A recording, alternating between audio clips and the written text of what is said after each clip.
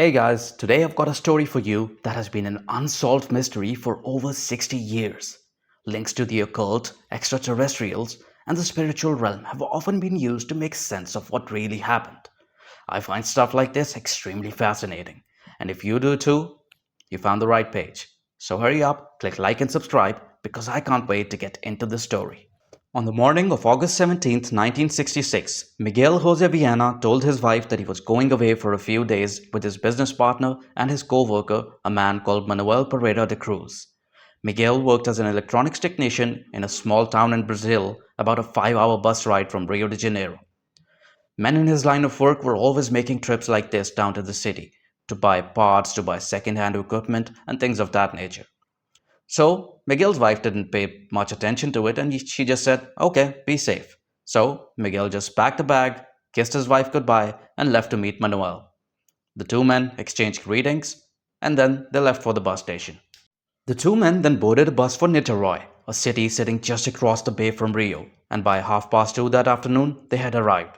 But what they did after arriving in Niterói seemed to be precisely calculated and bizarre.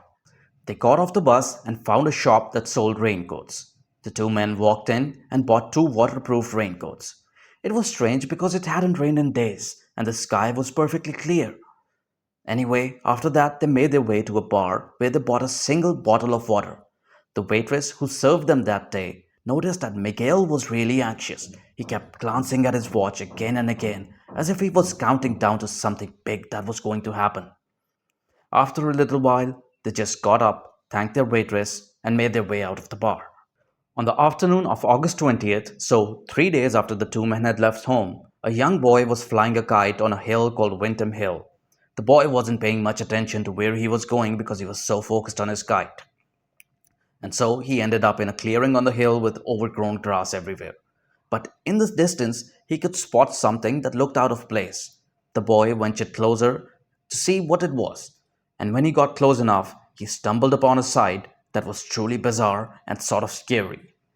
He saw two men lying there completely still, in formal suits with raincoats over them, and over their eyes were two sheets of lead that acted as masks. There were no eye holes in the lead sheets or any straps, so they were just sort of placed over their eyes.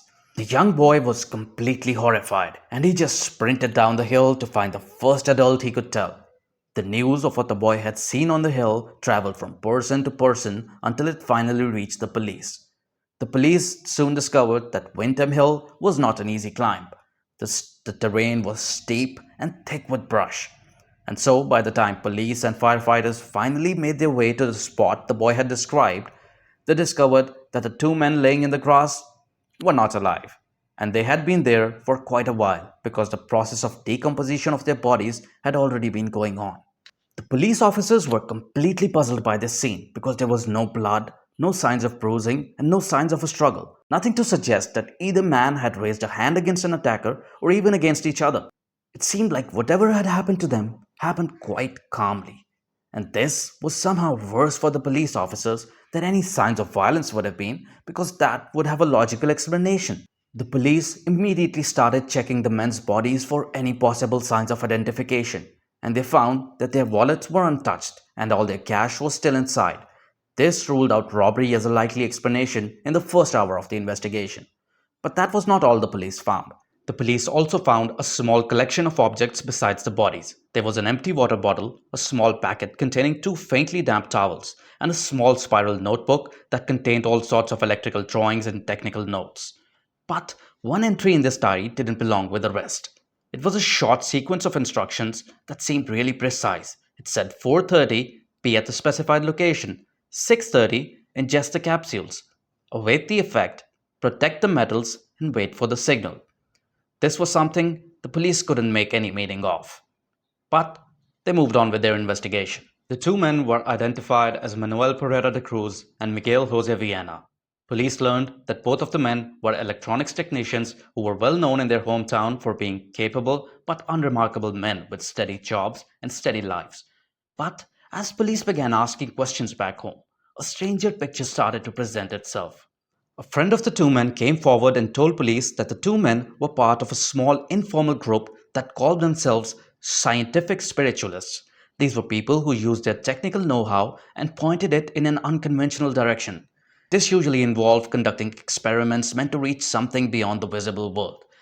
At both men's homes, police found literature on spiritualist practices as well as other materials that suggested that the masks the two men had been wearing on the hillside weren't improvised on the hillside at all, but they had been built beforehand for a deliberate plan. Meanwhile, by the time the bodies reached the coroner's office in Niterói, the facility was already overwhelmed. Apparently, a local detective had been murdered at the same time and his case took priority. The autopsy on Manuel and Miguel was delayed for weeks, and due to the heat and humidity, whatever chemical evidence had once existed in their bodies simply broke down past the point of recovery. When pathologists finally did examine them, they learned that the internal organs of the two men were too far decomposed to test for poison or drugs, so the capsules mentioned in the small spiral notebook were never identified. The question of what had killed Manuel and Miguel was seemingly impossible to answer. For the lack of anything more solid, the theory investigators eventually settled on was that Manuel and Miguel had gone up that hill to establish contact with some kind of entity, and the masks they had been wearing were meant to protect their eyes from some kind of light they were expecting. And the capsules mentioned in the notebook were assumed to be some kind of psychoactive substance that would open the door for this contact to be established. And somewhere between 4:30 and 6:30 on the afternoon of August 17th, something with this experiment went fatally and terribly wrong, killing the two men within minutes of one another. The case was never solved. No charges were ever filed because there was never enough evidence to bring a case against anyone. Manuel and Miguel were silently buried beside each other back in their hometown. What remains of this story today is what always remains when an ending to a story goes missing. Just theories, uncertainty, and a mystery that endures for years. So, what do you think happened to the two men? If you have a theory, please drop it down in the comment section below. I would love to hear what you think. So, that'll do it for today, folks. If you like the story, please like the video and subscribe to my channel. Your support means a lot to me. This is the first ever video I've done with my face in it, so there's bound to be some mistakes. But please bear with me as I learn and get better and make even better videos for you. So, with that being said, I'll see you on the next one. Stay safe and stay curious.